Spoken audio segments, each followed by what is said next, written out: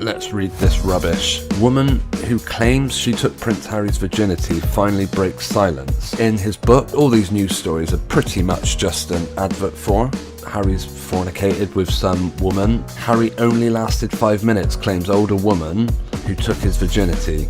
Speaking of names and numbers, I am curious what Sasha Walpole is. Why don't we bring up our numerology calculator? Interesting surname, Walpole. Walpole is a 33 in Chaldean numerology. How classy is this? In an interview with The Scum on Sunday, digger driver Sasha Walpole has alleged that she is the mystery older woman whom Harry lost his virginity to in a field behind a busy pub. Classy guy, Harry. Harry's dating history. Let's see if any of the women give us cause for concern. Sasha 40 explained how she'd kept their secret rendezvous under wraps for 21 years and only chose to speak about her experience after Harry put pen to paper. This is just getting someone to back up his story. She said, "I'm surprised Harry put it in a book. It was such a long time ago. We were teenagers. It just doesn't seem a big deal to me because I'm obviously known for so long." Well, obviously, yeah. Nobody from back then would be surprised that it was me and Harry. A lot of people knew about it. She added, "Our lives have gone in different directions since then. If I'd seen him in the street, I would like to think that we would go for a drink. We were really good friends back then and I wish him all the best." In his eye-opening memoir, pretty much just a publicity stunt for this probably terribly full of lies autobiography about the long four-headed prince, the Duke intimately describes how he lost his virginity to an unnamed older woman. He claims it took place in a field and that the woman treated him like a young stallion. Yeah, good one. Fairy tale stuff, of course. The whole idea of kings and queens and princesses and princes is straight from the world of fairy tale. I know people who have met Harry, met Charles, or at least they believe they've met Charles and Harry. People who are quite pro-royal, maybe consider it one of their proudest moments to have met one of these people. Is that not a wig straight out of Coronation Street? Does that face even look real? I can't get over how flat his forehead is. I believe if you saw this guy in real life, he would stand out like a sore thumb, like most celebrity famous people would. And I bet the woman that he supposedly had this rendezvous with also would stick out like a sore thumb. Let's see. Prince Harry's dating history. Following the release of his memoir, Spare, the actress has denied she was the woman. Oh, they thought it was Elizabeth Hurley already right off the bat.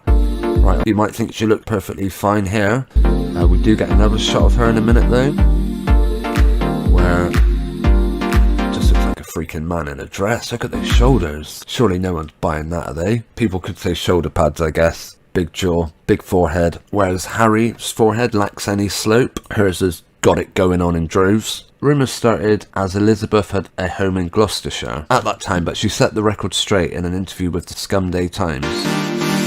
There we go, man in a dress, big wide shoulders. Another one. Harry used Spare to deny an alleged flirtation with the Hollywood actress Cameron Diaz. Wow, the prince gets around, doesn't he? Funny how they all seem to have quite unusual shaped shoulders. He wrote that the rumours typified press deceit and that he had never been within 50 metres of her. The thing is, all we ever hear from Harry is from the press. That is the royal mouthpiece, the mainstream media. Queen's speech takes place on BBC One. They report the same stuff that every other journalist and news outlet reports, so the press, that's exactly what Harry is. He's from the same place. In 2003, the young royal was said to be linked to sports reporter Natalie Pinkham. Wide neck, look at the ears. More convincing than Liz Hurley. The prince reportedly caught the Towie Star's eye in London China White nightclub in 2004. This is Lauren Pope, someone from Towie. Was that programme even still going back in 2004? Years before, she appeared on the reality show Long Vase, huge great big cheekbones, big jaw of course that you always get, and ridiculously wide shoulders. So of course they're going to be linked to Prince Harry because that is right up his street. Did we just get a hint of an Adam's apple there? Just there? There's a hint of a bump, and on this one actually, or at least a scar, maybe a tracheal shave scar, who knows. Casey Summer, the former lingerie model, revealed details of their alleged night together in the same club on the same night. Look at her ears, by the way.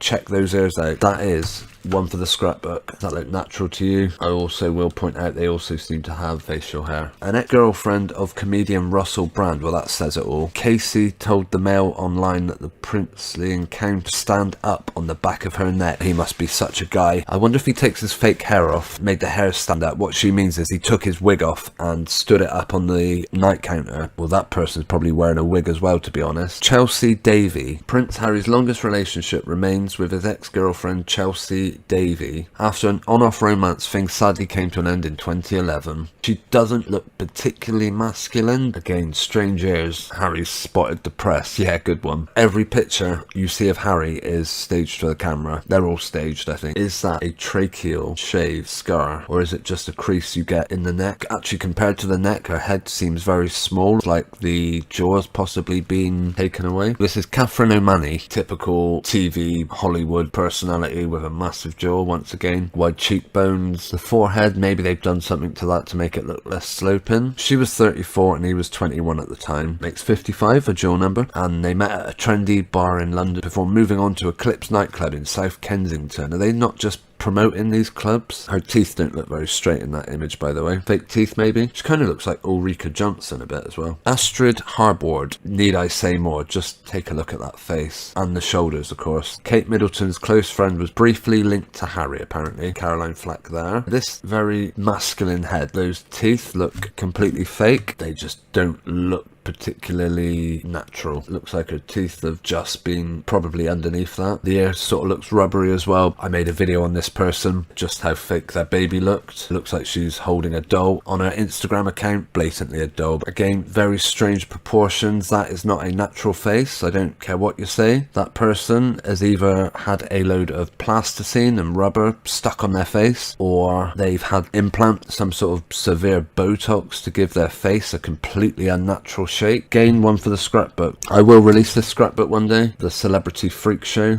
How small is Harry's face compared to Ellie? Look how wide her eyes are apart, and then look at Harry's tiny little features, his very high up earlobes. Jenna Coleman at Square Jaw. That's all I'll say on this person. Again, strange ears, strange kind of nose that looks like she's had surgery done to it. Straight out of the fairy tale. Of course, my belief is everything written about Harry and Meghan is a fairy tale. The only time you see things written about kings and queens is all fairy tales. You'll never see in the press talk of him being anything but amazing at what he does. As I said, all fairy tales. The mainstream media is not the place to look for about truthful events on this guy. She claimed that the sex was passionate and sparky. You just said it lasted 5 minutes. What are you on about? Have fun with your fornication. Again, this is just one big advert for Harry's memoirs. I don't think I'll ever bring myself to read it.